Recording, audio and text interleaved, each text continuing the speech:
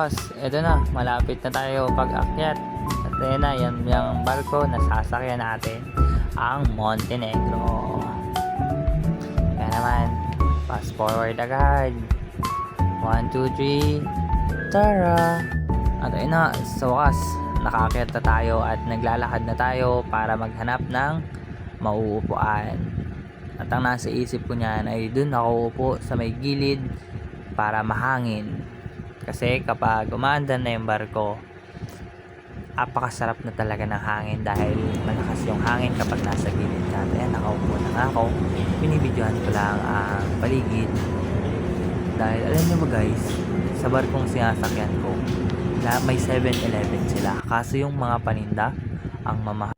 Kaya naman, 1, 2, 3, tara! At ayun na nga, after ng mahabang paglalakad, nakarating na din tayo at nakaupo na tayo sa barko. Yan, sa sobrang pagod, napainom ako ng tubig.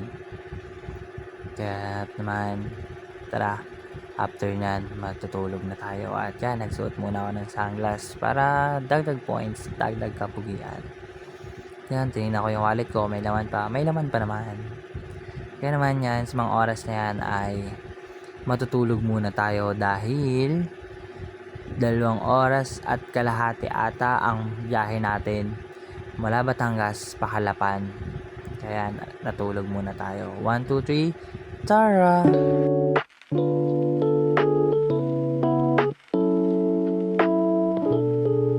Meanwhile, At ayun na nga, pagkatapos natin matulog saglit, ayan, nagmuni-muni tayo sa taas ng barko.